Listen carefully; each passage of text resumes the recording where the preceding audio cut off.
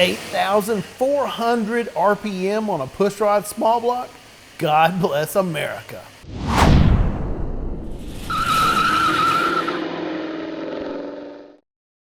Hey, this is Jeff Honeycutt with the Horsepower Monster.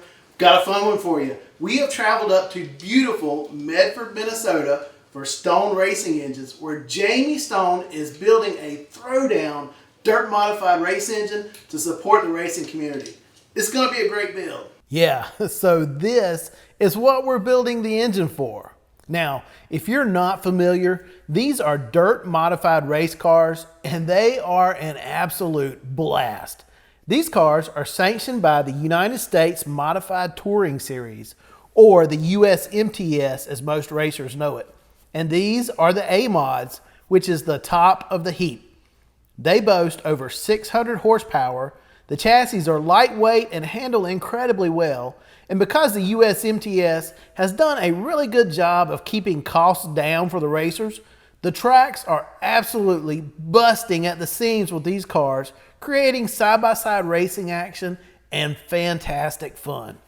Incidentally, the USMTS is going into its 25th season of racing this year, and Stone is celebrating his 25th year as an engine builder. So they decided to work together and give back to the racers by building and giving away a race spec A-Mod engine.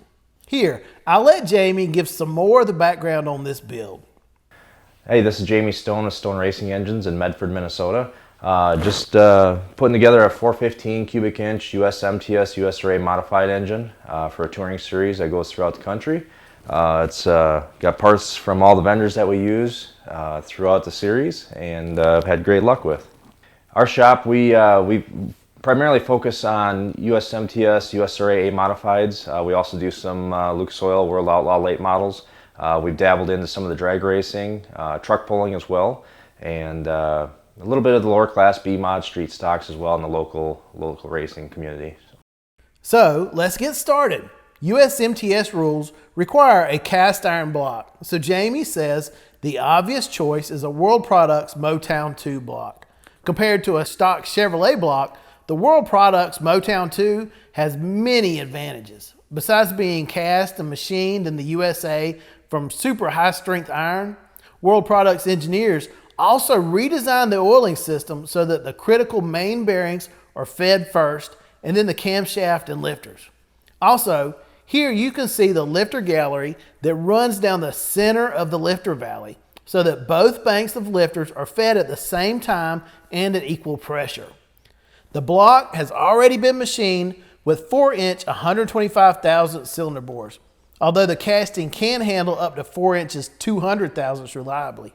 And from the underside, you can see how the block is notched to accept crankshafts with as much as 4 inches of stroke. This will be a high revving race engine, however, so the stroke is going to be limited to 3 inches 875 thousandths.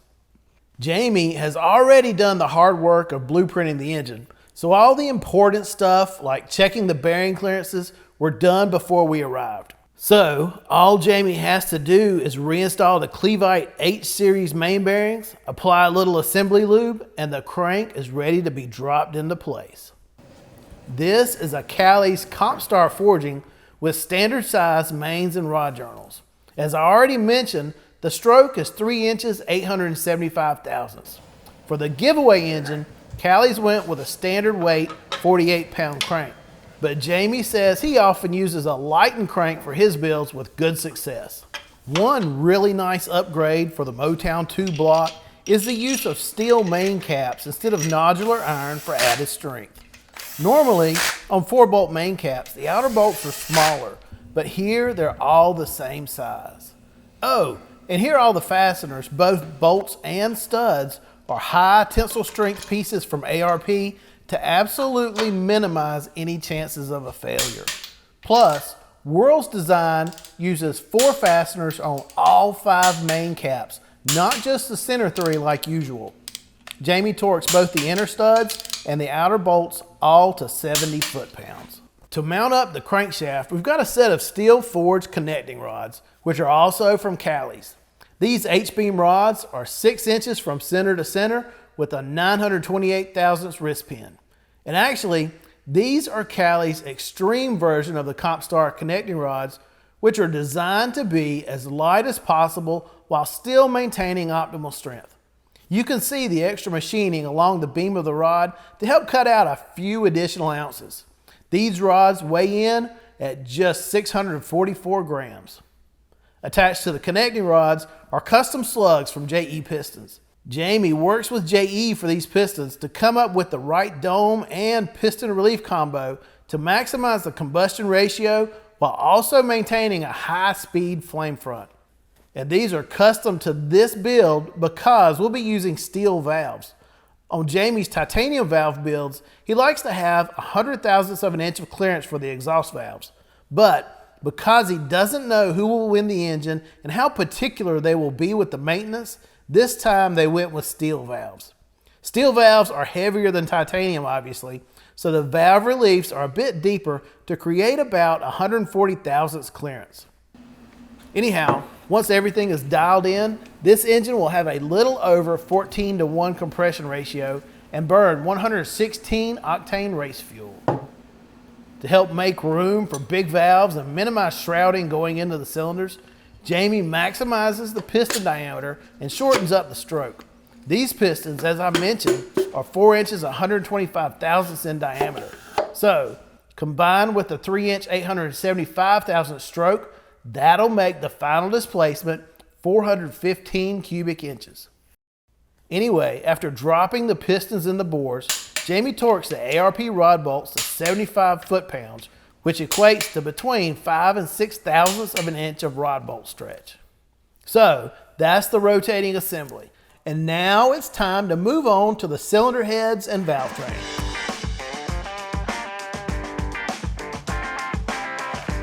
Engine builder Jamie Stone stabs in the roller camshaft. Jamie worked with Urson on this cam, and together they came up with this. It's a 4/7 swap cam with a grind featuring 260 degrees of duration for the intakes and 268 for the exhausts, both at 50 thousandths tappet lift. The intake center line is set at 106 degrees, and there's 450 thousandths of an inch of lobe lift for the intakes and 430 thousandths for the exhausts. Jamie says he normally installs the camshaft with the timing advanced a degree or two to help the engine really accelerate hard coming out of the turns. But using the cam timing as a tuning tool is certainly one of his options on down the line to help the engine match the driver and the car. So an adjustable timing set is a must here. Because adjusting the cam timing is an option down the road, Jamie uses a billet timing cover from Cloy's with a removable panel that makes getting to the timing chain a snap. It also has an integrated adjustable cam button to set the camshaft in play. Here, he works a little bit of oil into the bearings before installation. And then, once the timing cover is bolted up, setting the camshaft in play is as simple as running the button in or out with an Allen wrench. The rotating assembly is internally balanced, so we'll be using a neutral balance harmonic damper from PBM. This is their SS series of bonded dampers with steel for both the hub and the inertia ring, allowing enough mass to dampen vibrations, but still keeping the damper on a small diameter for quick acceleration.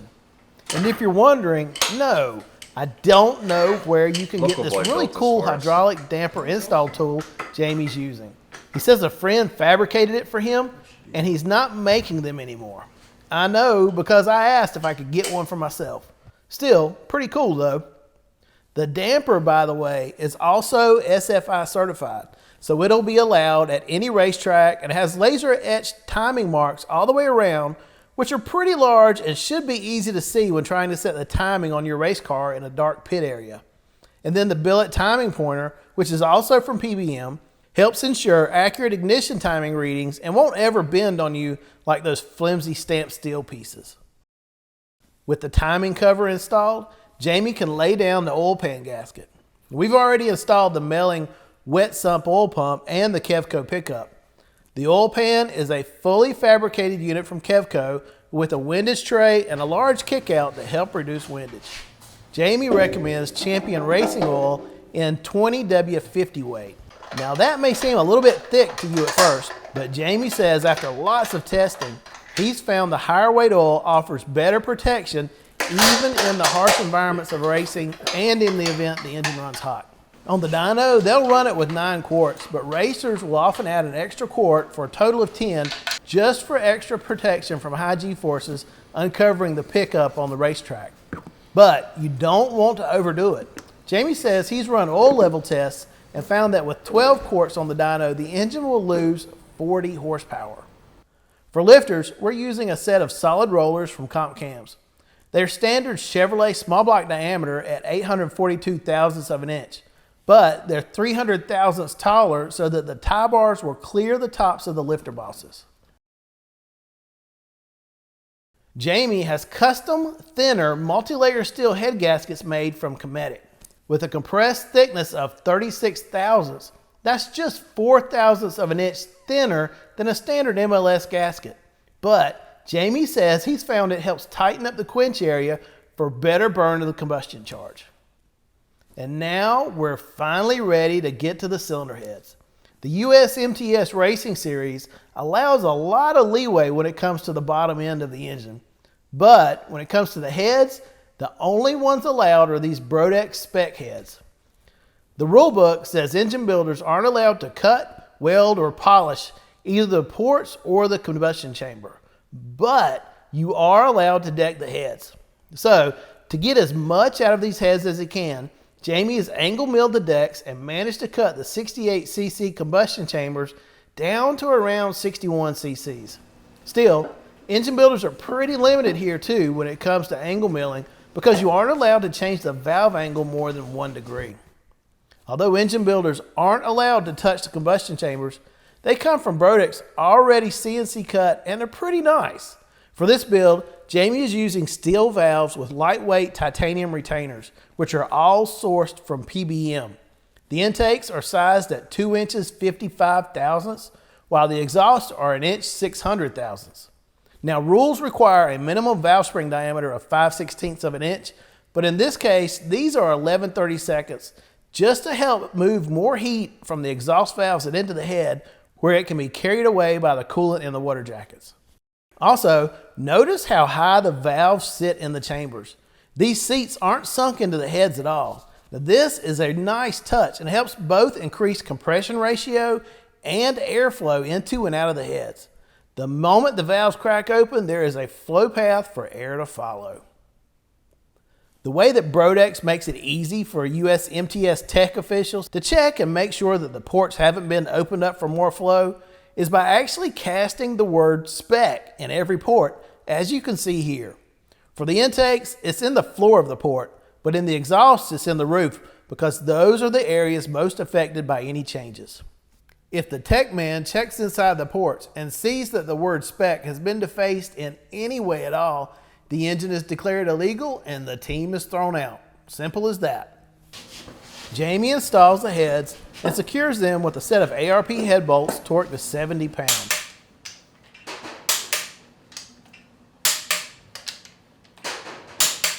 While he's doing that, here's a look at the Isky valve springs and PBM titanium retainers. The springs are set up so that at maximum valve lift, they are approximately 100 thousandths of an inch away from coil bind. That's just to help reduce damaging harmonics. The spring pressures are approximately 290 pounds on the seat and 780 open. That's enough to help this engine live happily at the rules mandated 8,400 RPM redline. Now that's just for the 415 cubic inch motors. The US MTS actually allows a higher 8,700 RPM rev chip for smaller 372 cubic inch race engines, which Jamie also builds. And while I mentioned that this engine will go 1,500 laps between rebuilds, the springs will need to be swapped out for new ones at 750 laps, mainly because the risk of a broken valve spring on the racetrack can result in a very expensive broken valve and grenaded engine. Finally, we're ready to finish off the valve train. Jamie installs and aligns the pushrod guide plates and then drops in the 8-inch long push rods.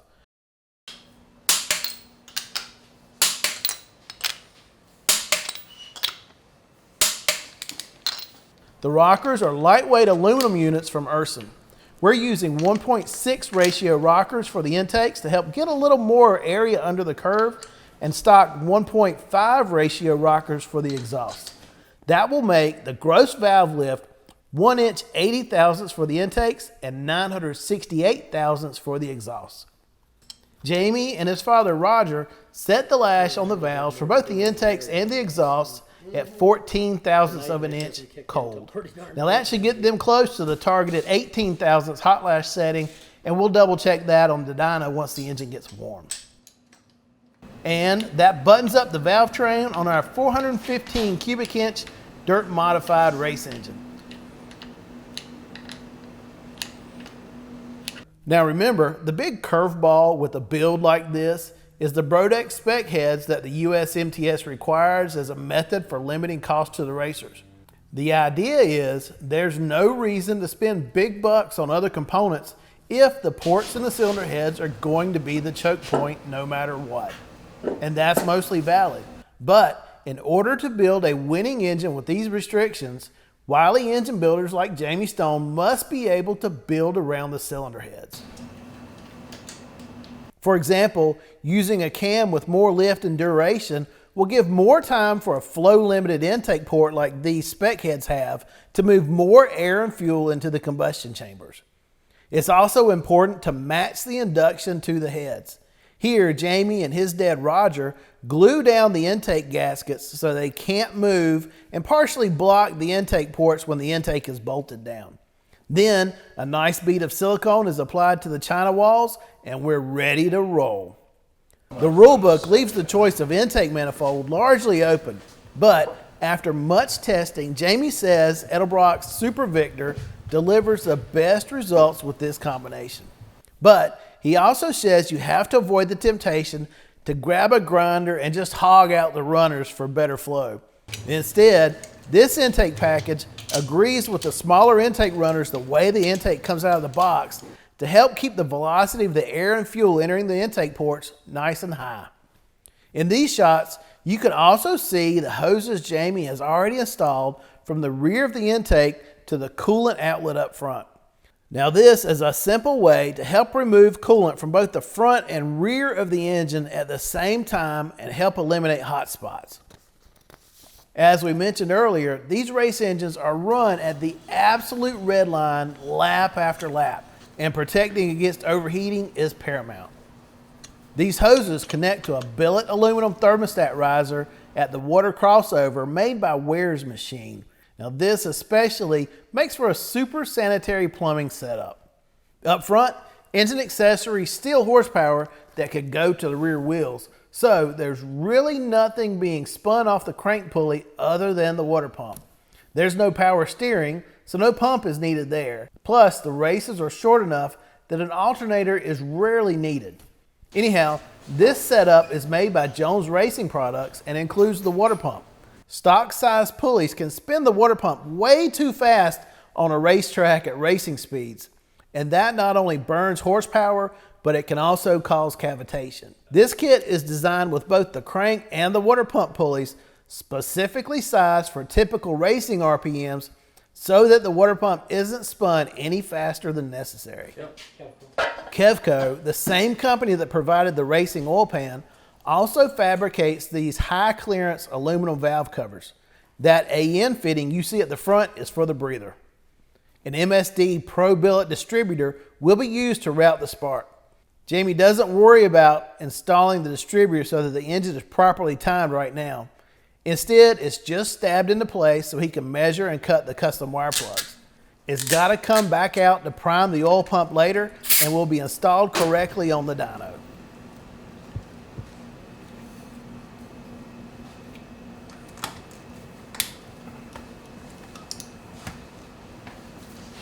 By the way, that black aluminum bar is the mount for the carburetor return spring. The last thing you want on a racetrack is a carburetor stuck at wide open throttle. So that kind of stuff is taken very seriously.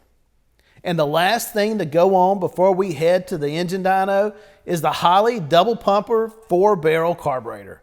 It's sitting on a 1-inch open spacer to help improve signal to the Venturis. Now this carb is sized at 850 CFM, but interestingly, Jamie says he doesn't really worry about that. He works with a specialized carb builder, and they will build a few different options with different venturi sizes depending on the track and conditions. Jamie says it isn't unusual for teams to travel with maybe 5 different carburetors and swap them out depending on weather, track conditions, and even the race car chassis setup. Now we're finally ready for the payoff. It's dyno time.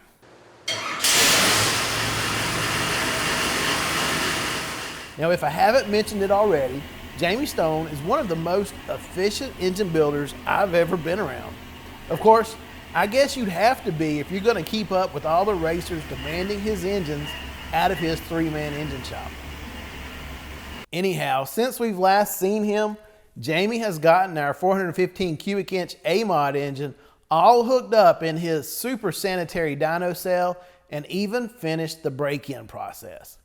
This engine is built to the United States Modified Touring Series rulebook specs, so we'll be burning gasoline and not alcohol. It is 116 octane to be exact, which is necessary to keep the engine from detonating with its extreme 14:1 compression ratio. Those lines coming off of each of the exhaust header tubes are exhaust temperature sensors. Now, most engine builders don't invest into the capability to monitor individual cylinder performance in real time, but Jamie says he believes it's critical to be able to create the best race engines possible. Anyway, let's get this thing fired up and make some pulls. Jamie has pretty much got his A-Mod engine combo dialed in, but because we've made a few changes to his usual parts package, he's doing a timing sweep and starting with it retarded a few degrees more than usual. For this pull, we've got it set at 30 degrees before top dead center with it fully advanced. So let's see what she's got.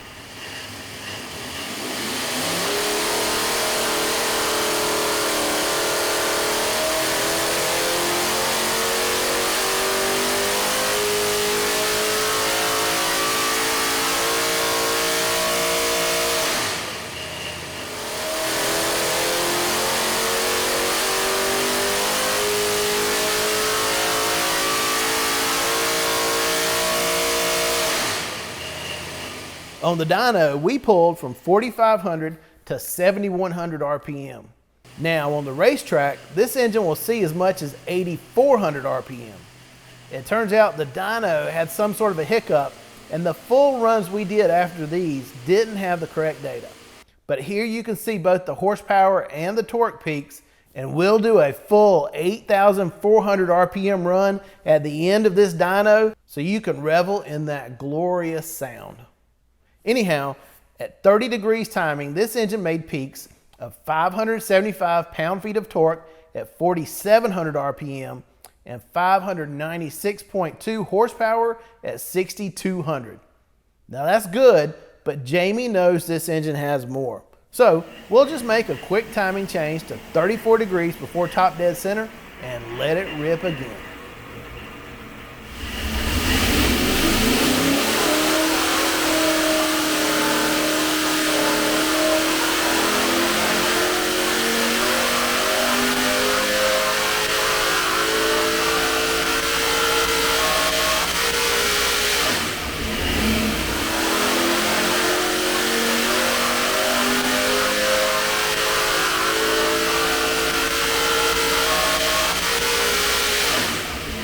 Better, as you can see. This time we saw peaks of 575 foot-pounds of torque at 5,100 and 5,200 RPM and 609.3 horsepower at 6,400.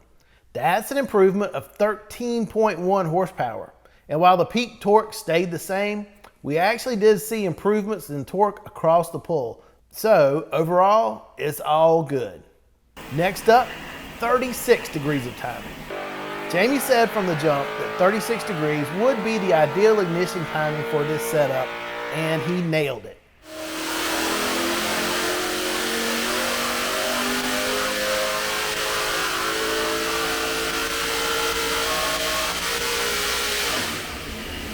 Peak torque ticked up a hair by 2 to 577 pound-feet, and peak horsepower also moved up slightly to 610.1.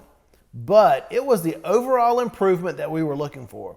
The averages throughout the run compared to 34 degrees of timing were up 2.4 for torque and 2.7 for horsepower. And that, Jamie says, is enough to win races in this class. Here's his take. Yeah, just coming off the dyno here, Jamie at Stone Racing Engines. Very happy with the results. This thing's configured off of some stuff we don't typically use on our Ultimate packages, but this is a giveaway engine. Ran really, really well. Very pleased with the results and how it's going to perform on racetrack. This will get the job done on any night in the right car. Oh, and we did promise you a high RPM run all the way up to the 8,400 RPM red line. We weren't able to pull data from this run, but it's still awesome just to listen to a V8 that an average guy can afford to purchase and race make a pull to these stratospheric levels. And remember, it should be able to do this for 1,500 laps before needing a rebuild.